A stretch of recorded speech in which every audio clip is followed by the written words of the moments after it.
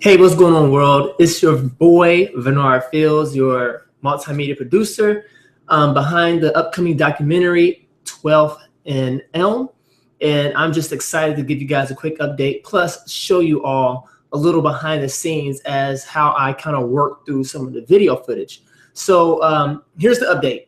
I actually went back into the building over the weekend and got some more B-roll. Now, this is going to kind of be a little bit of a learning, I guess you could say, update. So I'm going to give you guys a little bit of verbiage here, some lingo, and kind of explain to you what's going on. So B-roll is simply just footage that is not really major within a documentary or even within a movie, but it kind of sets the scene. So, for example, if you're talking to an individual, such as in this documentary, and you're focused on them, if they're talking about a particular event that had happened, B-roll would be considered getting that type of document on deck or footage on deck, and you would play that in the background as they're talking, or just have it playing in the background. So it kind of just adds more depth to the documentary or the film. So that's what I did. I went over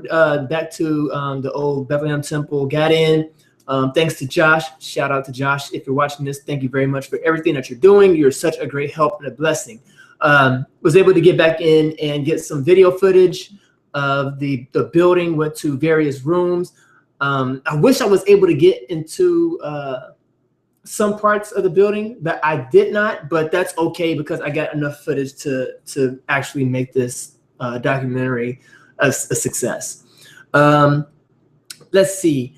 Other updates that I have to tell you guys before I start showing you and sharing with you my work process is I spoke to the movie theater, kind of got all that squared away, kind of got some pricing and stuff like that, and it's going down. It's happening. So you guys don't have to worry about that. We will be having this shown at a movie theater. I will announce that movie theater in the near future.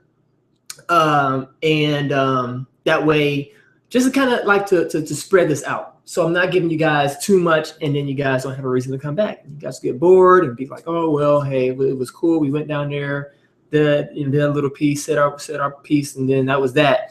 And now we're just sitting and waiting. No, I want to keep this exciting and engaging. I want to have you guys keep coming back and finding out new updated information. And that's why I'm excited to show you what I'm getting ready to do right now, because some of you guys have never known a movie producer or a filmmaker, and such as myself, and some of you guys didn't know that I was into all of that. You guys, some may just know like, hey, he was just a graphic designer, but that's all in part. When it comes to film, that's just another segment of, I guess you could say, multimedia design. And that's what I do at large. So I have a trailer that I'm working on. I'm not going to show you guys that at the moment.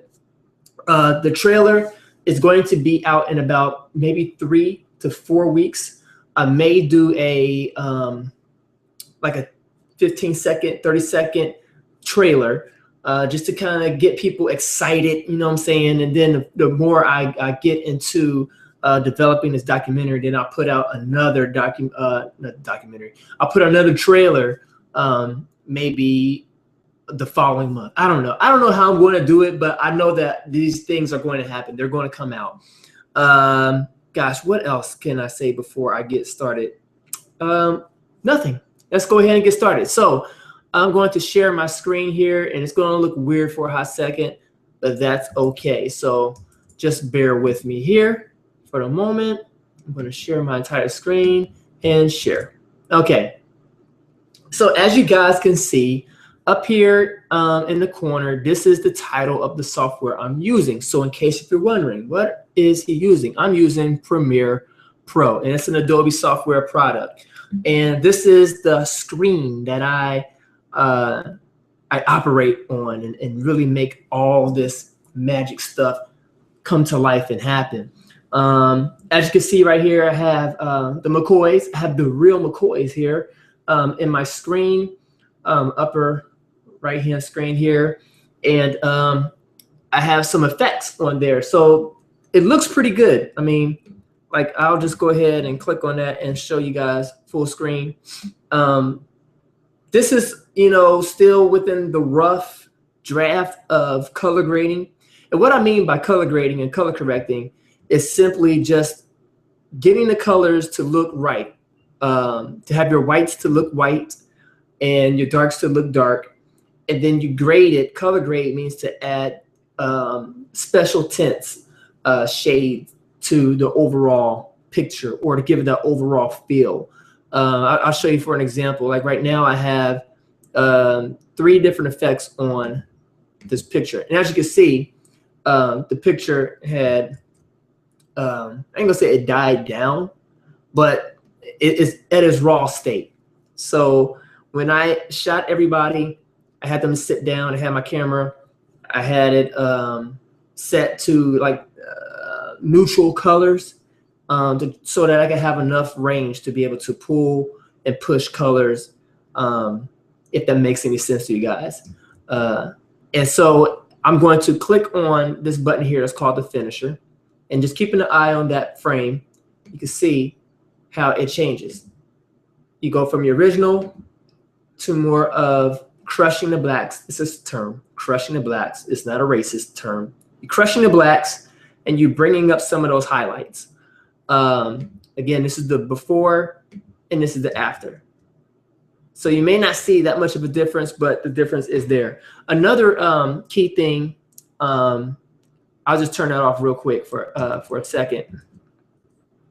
Another key thing, I'll turn off the finisher, is a thing that's called the denoiser. Now, you may not be able to see on the screen, but there's little specks of grain, noise, and that's in most film. And sometimes it can really be bad and take away from the quality of the film. And that happens when you open up the ISO. I know I'm throwing all these terms out here, but it just looks bad, you know. So I have this plugin that's called the denoiser, and what it does is it takes all those specks out.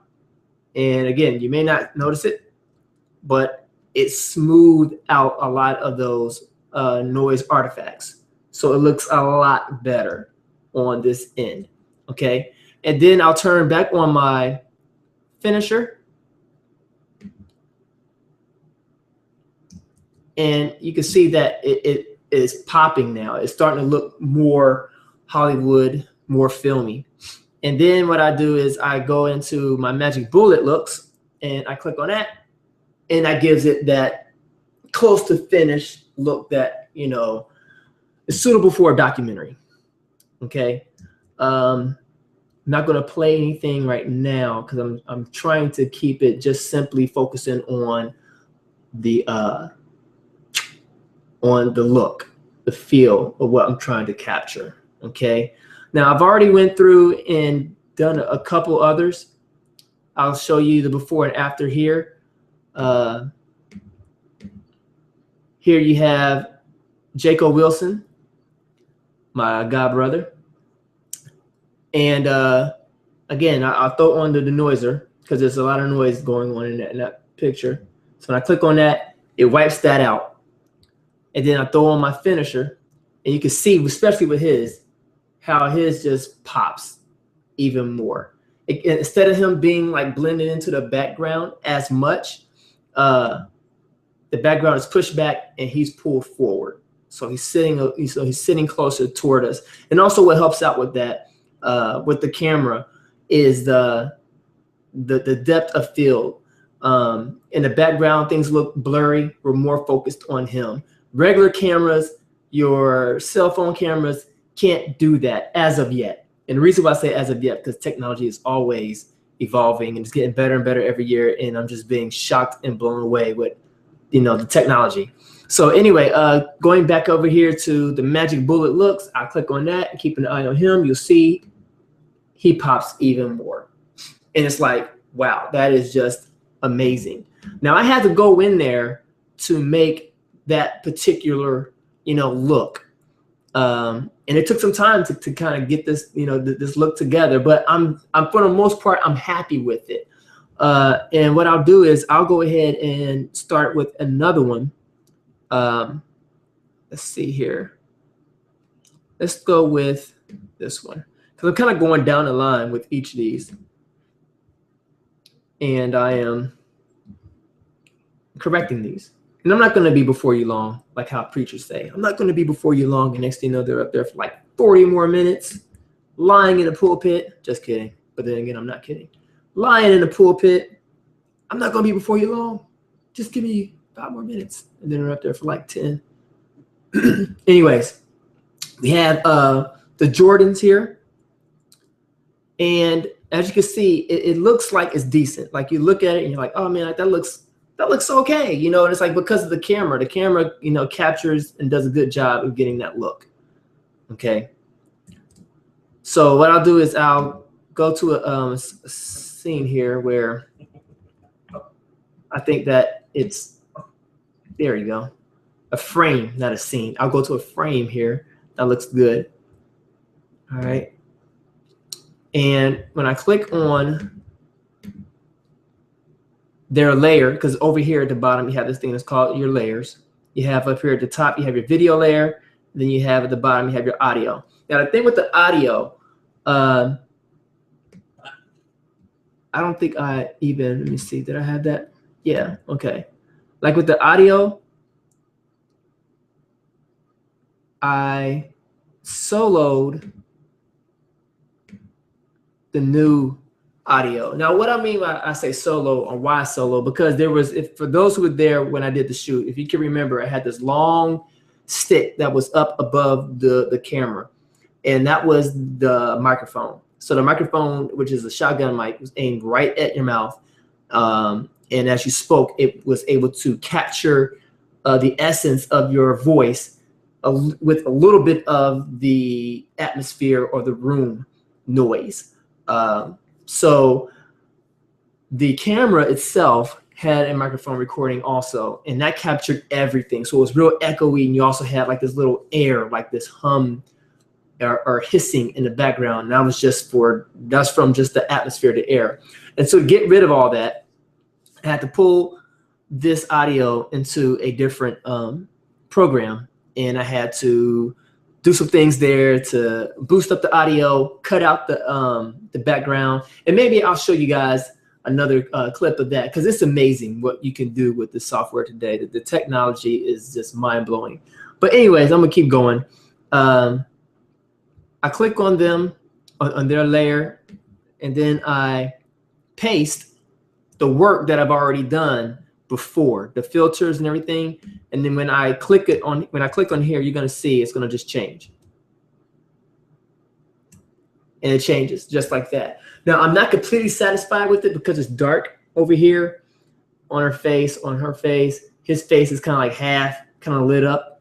So what I'm able to do is I'm able to go over here into my Magic Bullet Looks right here. And then I click edit, and then it pulls it up.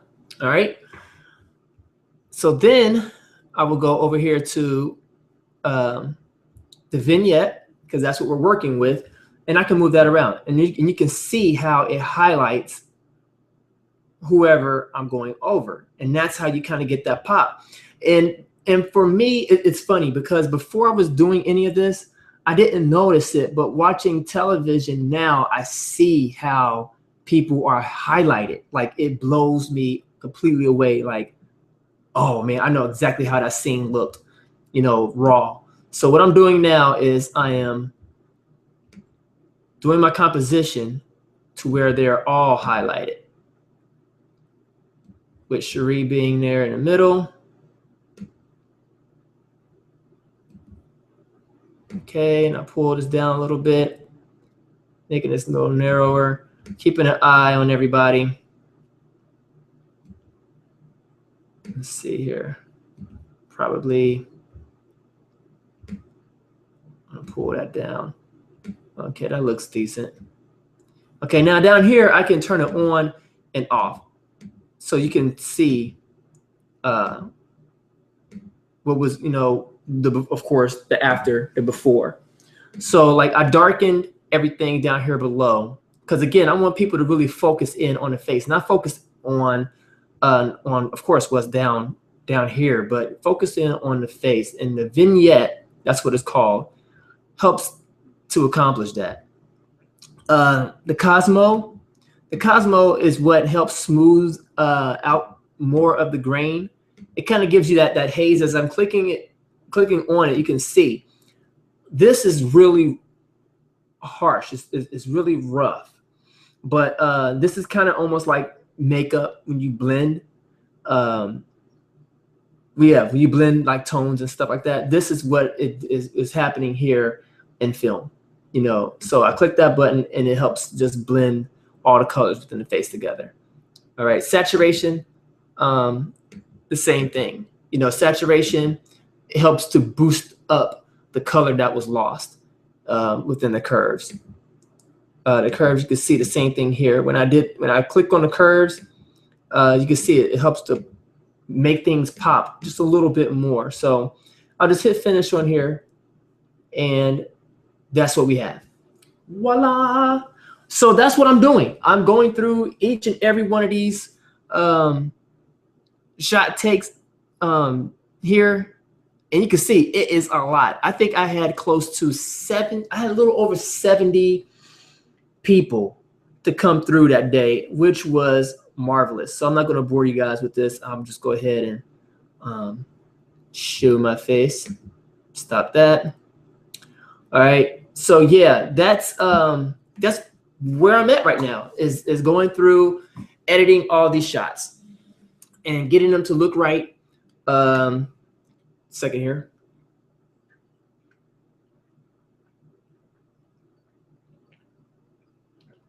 Oh my God, all that talking causes a cotton mouth.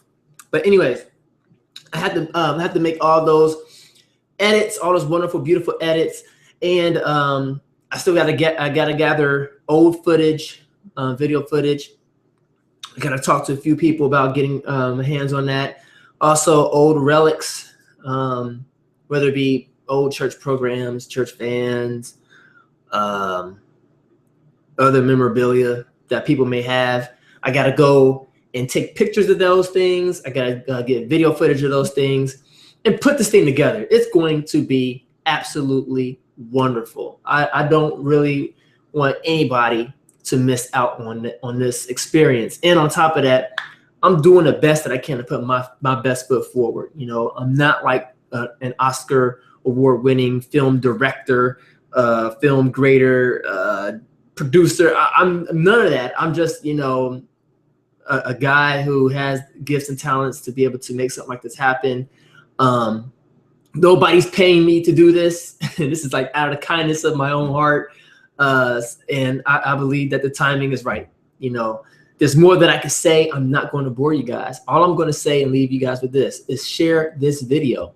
Let people know that, the documentary 12th and Elm, it is happening. This is not just a whim. This is, this guy with the, little camera, on his phone is putting something together cute.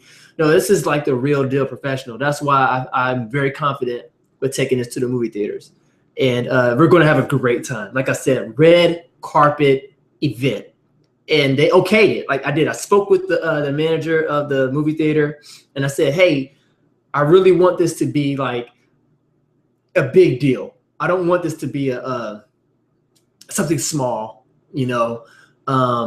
where people just kind of show up, pay for a ticket, get some popcorn, and that's that. Like, no, they laid it out for me. They said, hey, if you're gonna come in and do this, this is, how you can do it. And I pushed it further. I said, hey, can I do this? I want to be like, Hollywood, red carpet with the lights flashing and all that type of stuff. I want that. And they said, yes, you can have it. Now, we're not paying people to come out and flash lights. We have to make this thing happen. So again, spread the word. Let people know that it's coming.